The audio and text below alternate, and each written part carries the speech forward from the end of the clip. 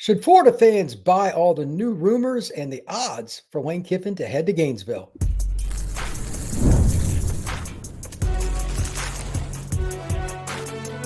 You are Locked On College Crossover, part of the Locked On Podcast Network. Your team every day.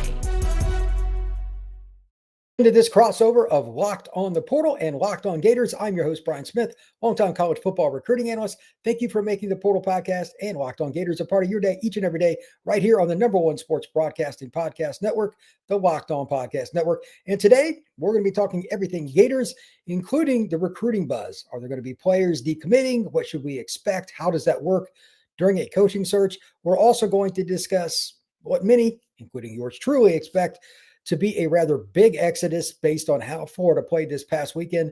I have a totally different thought process on what it's going to be after seeing whatever that was from the Gators. But to start off the show, we're going to discuss Lane Kiffin. The new betting odds have him as the favorite to end up the head coach for Florida. Should we buy that? Is it Eli Drinkwitz? Is it somebody else? There are a lot of things to discuss, and to help me figure all of that out, Brandon Olson, Locked On Gators, who is probably doing better than I anticipated, considering I'm glad I didn't talk to you Saturday, to be honest. That wouldn't have been very productive. I don't even think Sunday would have been very productive, but it is what it is. To that end, I've seen new odds, Kiffin minus 300 to be the head coach. And for those that are just like, why would there be betting odds on stuff like they put out betting odds on the president, an election or anything else, political, whatever.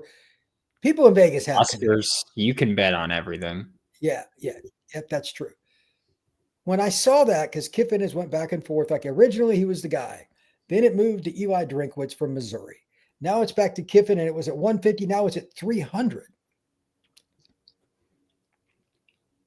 Is it just because like he tweeted out something when DJ got benched? Like he retweeted it. Yeah.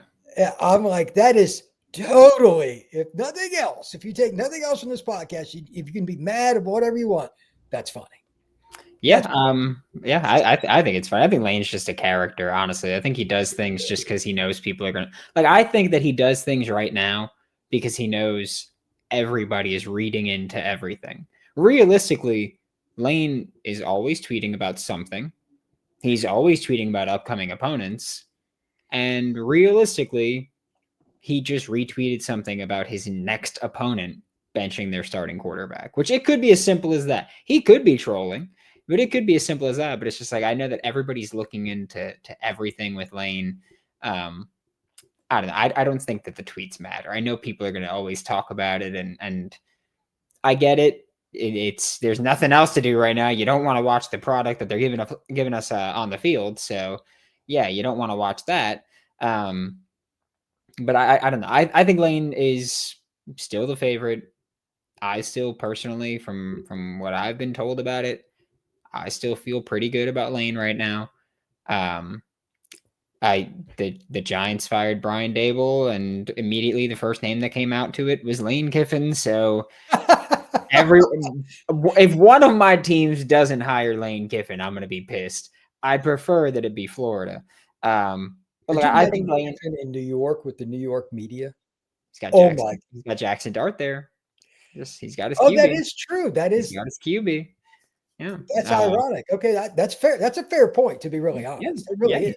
He's got his QB. But as far as the odds, I'm going to peel the curtain back right now on Las Vegas.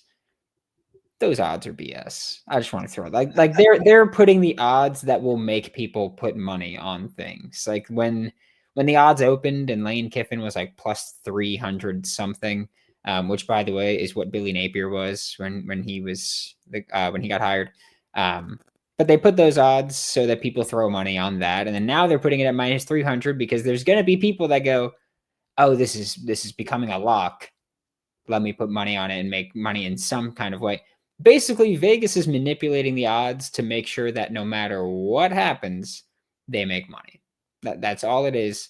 Vegas always wins, and part of it is because they manipulate odds. Like, I'm not saying they don't know anything about this coaching search, but they don't know enough about all of the coaching searches to constantly shift the odds other than this is where the money's going, this is where we want the money to go, and that's about it.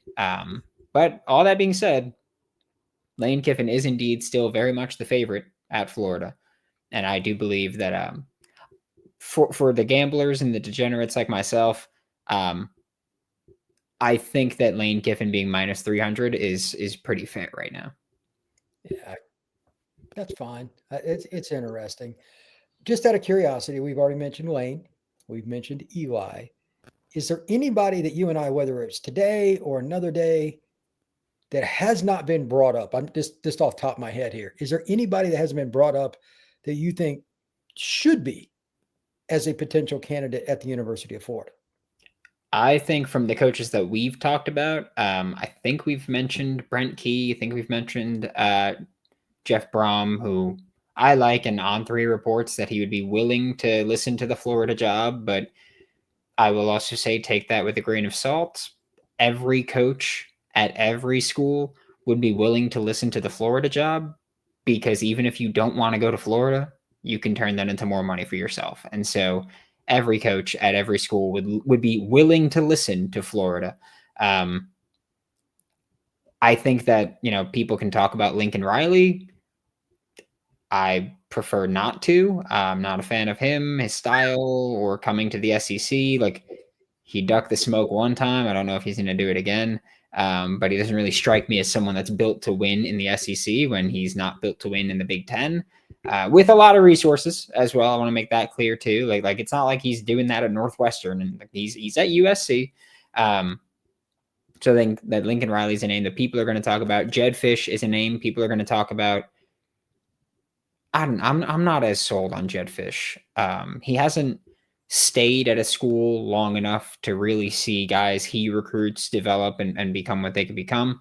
And also, I feel like a lot of people, when they talk about Jed Fish, their first selling point is that he went to Florida. And I think that that's a really bad main selling point to have. It's just that that it's his alma mater, that he's an alumni. Fun offense, all that. He can work out, he can be good, but would not be near the top of my list right now. Okay. Well, that's a fair overview. Unfortunately, that's about as good a news as we're going to get on this pod. But it's going to go downhill from here. If you need positive news and you're a Gators fan, whatever you do not listen to the next segment. But it is reality. And it's called Quitter's Going to Quit. It's called mass transfer. It's called this roster is about to be gutted. You name anything. That is next here on this crossover Locked On Gators and Locked On the Portal. Today's show is brought to you by our friends over at FanDuel. Right now, the NBA is back, and it's a great opportunity because there's no better place to get in on the action than FanDuel, the official sports betting partner of the NBA. Even if you missed the start of the game or want to ride the hot hand, FanDuel has live bets on everything from who will come out and score next on that next drive or next play to fourth quarter comebacks, everything else you can imagine. They've got an opportunity. Plus, you can even combine live bets on NBA games with the same game parlay for a shot at a bigger payout. Every game is exciting, but especially when your team's making that late fourth quarter push. Right now, FanDuel is giving new customers $300 in bonus bets when your first $5 bet wins. Head to FanDuel.com, sign up, and play your game with FanDuel, the official sports betting partner of the NBA. Thank you once again for making Locked On Gators and Locked On the Portal a part of your day, each and every day right here on the Locked On Podcast Network. I am Brian Smith, joined by Brandon Olson, who is distressed and probably knows this next segment will be more distressing for him. It is the reality check part of the show. There's no way to dodge this. It's what my show is about anyway, the transfer portal and all that. But for lack of a better term, I think at least some Florida players last week against Kentucky kind of hung it up. They got down early, and I'll let Brandon explain it. He's a lifelong Gator fan, blah, blah, blah, all that. But if you didn't watch 1 second of the game, Brandon, just think about it from this perspective. I know you watch all the Florida games, but if you got up and you had a wedding, you couldn't go, whatever it was, and that game ended up being the score was it 38-7, if I recall? Yep. How would you look? You would have probably thought that first, because no offense to the University of Kentucky, they got a head coach that knows defense and all that, but they don't have anywhere near the talent that the Gators do. You would have known automatically some guys just loafs, didn't play their assignment, didn't play team ball and all that. So I'm going to give a percentage here. We're going to have a little fun with this. I'm going to say 20% of the roster right now, conservatively, will be gone almost immediately. With several more guys, it's going to depend on the coach, which that's fair. But losing 20% of your roster in today's world is not a big deal. But if it's not the right coach and if it's not timely, then it gets iffy for me, because then it can become 35, 40% of your roster. And then that next head coach, whether it's Kiffin or whatever, it takes a year or two. It is what it is. Do you look at it from the same perspective, or do you have a different idea? Like 20%, by the way, that's going to be like 13, 14 players. That's nothing unusual for our Gators, but it could be some really good players too. Yeah, I see that 20% possible. I wouldn't be shocked by it. And like, I say that the same way you were like, oh, that's not abnormal, is the same way that I think about it. I don't think that's abnormal.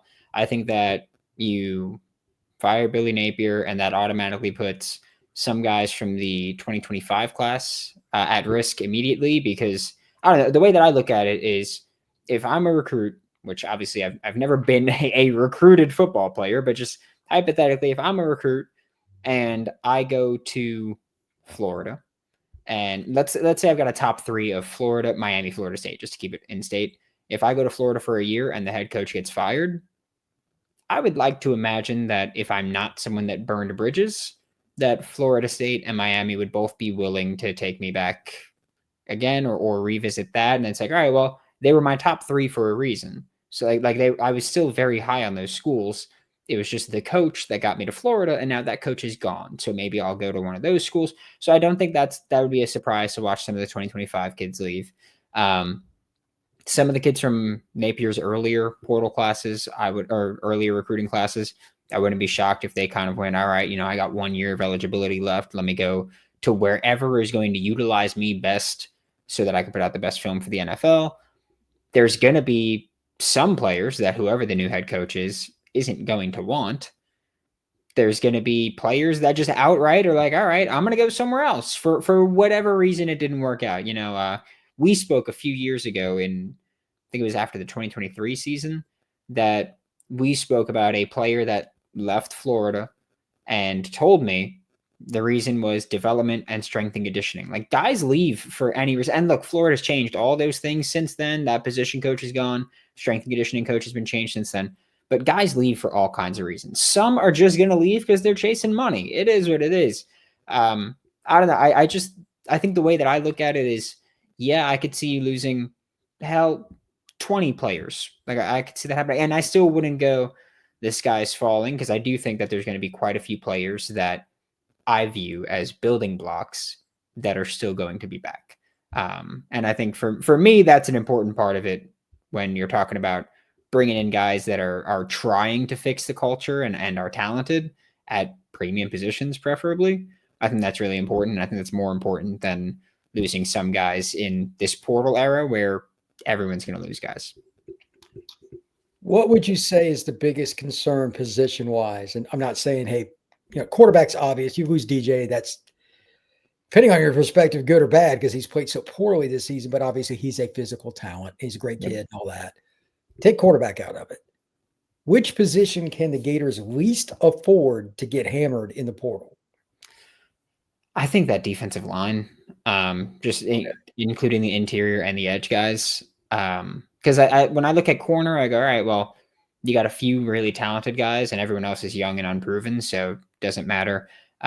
Safety play hasn't been great this year, and then there's young and unproven guys. So I'm not looking at unproven guys and saying, oh, we got to keep them. That's just not how I operate with things. Like, yes, there's promise, but there's no guarantee that they're going to work out. So I don't really view it as like, oh, you can't miss those guys. But on the interior defensive line and on the edge, that group combined, there's freshmen that have shown that they're legitimate SEC players already. Like a Jaden Woods, great year so far. Like a Makai Boyero.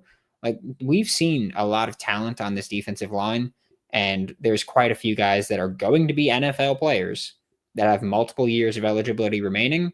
If you can keep a defensive line intact, like a defensive line that can dominate and make plays, can elevate every other position on a defense. Elite linebackers, not really elevating a pass rush, not really elevating coverage. Elite secondary, still not elevating your pass rush.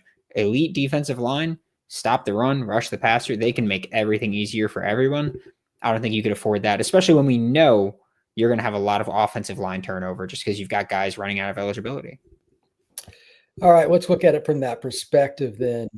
We've talked about Lane Kiffin. We've talked about DJ Lagway, obviously the D-line and all that.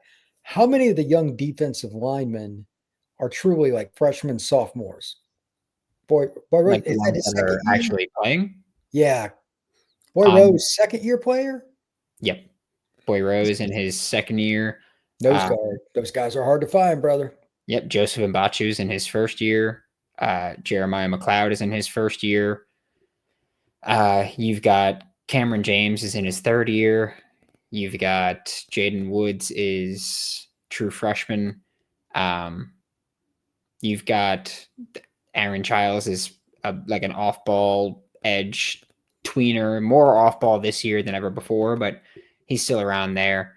And so I think that when you look at just the younger guys with a lot of time, like all the names that I named are not guys that just come in and play 5 to 10 snaps in a game. They're guys that play significant minutes or significant snaps for basically the entirety of the game.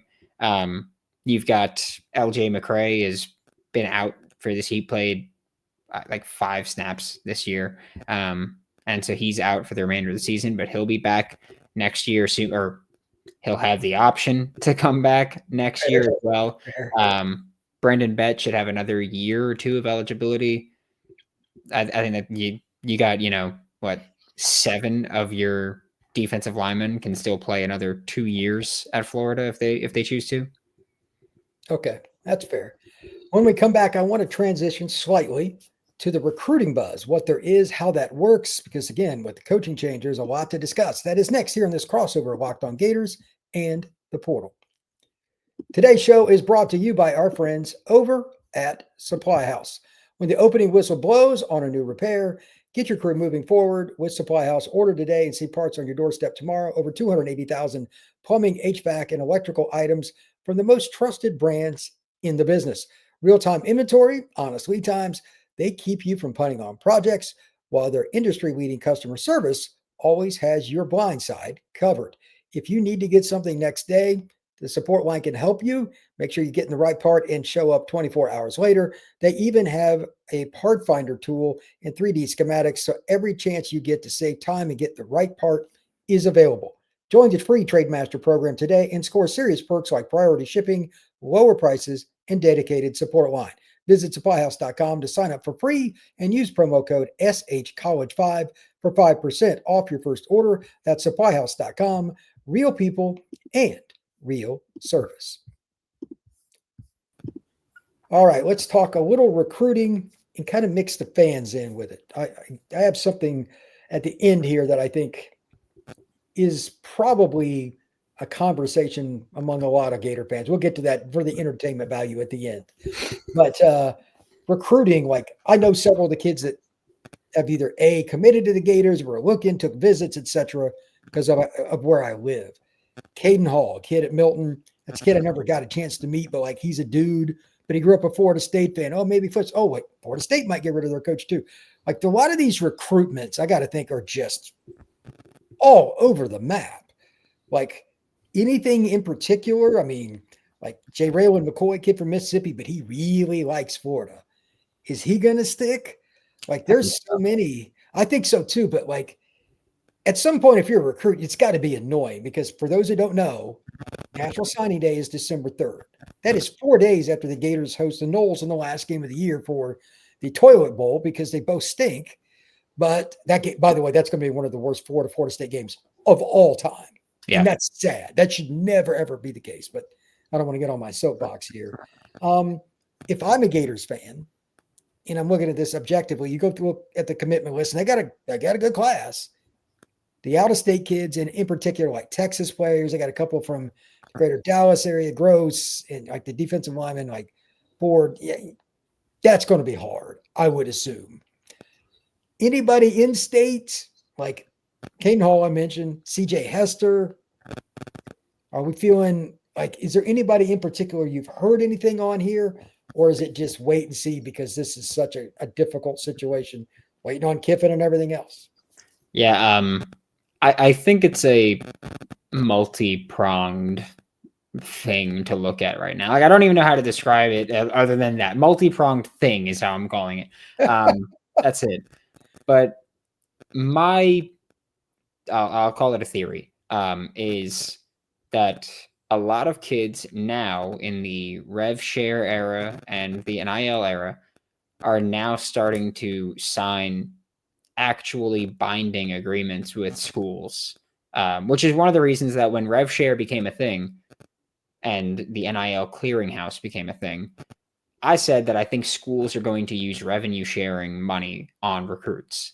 Because if you send, DJ Lagway deal to the NIL clearinghouse, they're not turning that down. They're not turning down starting quarterback at the University of Florida for any amount of money that you want to put out there.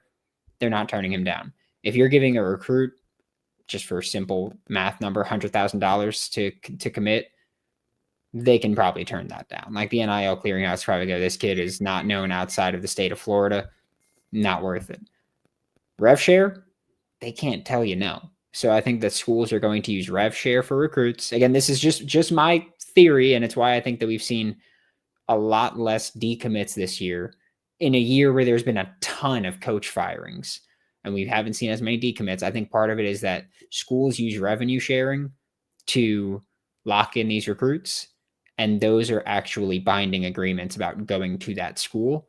And so I think that's why you're seeing a lot of kids not decommit. I do think there are some that are still going to be able to decommit. I would imagine that there's some kind of way where they can get out of it, but I don't think that's going to be a massive issue for Florida.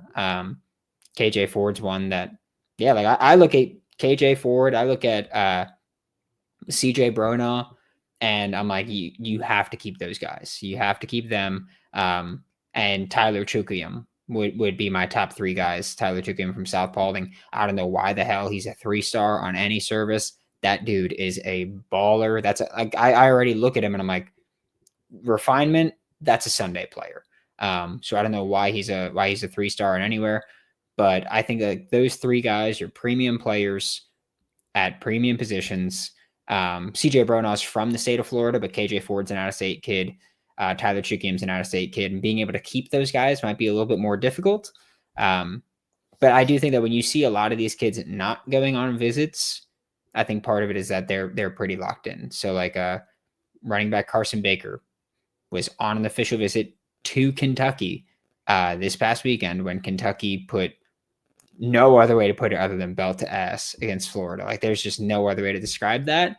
At halftime, he was tweeting out the pictures from his OV already. Like, I'm not saying he's gone, but I'm not saying he's staying either. There are some players that I feel really confident about staying. There are some that I don't know if they're going to stay. And there are some where I go, well, if they go, I won't be heartbroken about it. Yeah, that's a lot because it is a lot. There are so many scenarios, different layers, sub points, and just overall uncertainty. Because some of these young men are attached to the assistant coaches that recruited them. I always talk about that. And on top of it, again, signing day is December 3rd.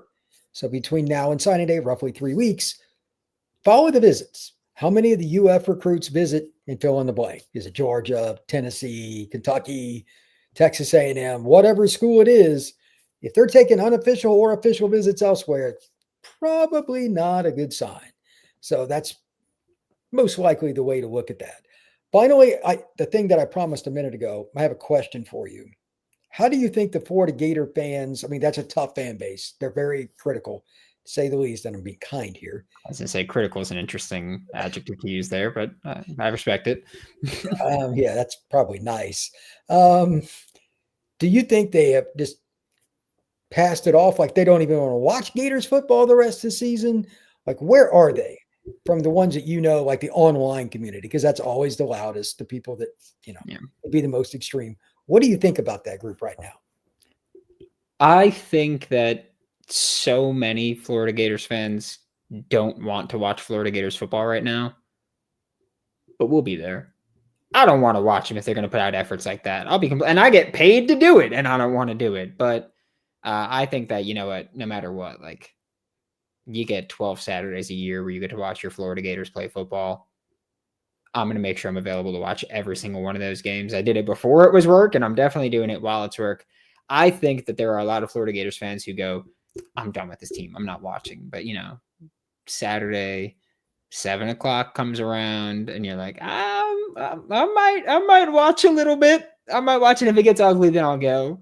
But I'm gonna watch a little bit, and I think that's how it is for a lot of fans right now. It's like I can tell you that the USF game was one of the least enjoyable experiences of my life.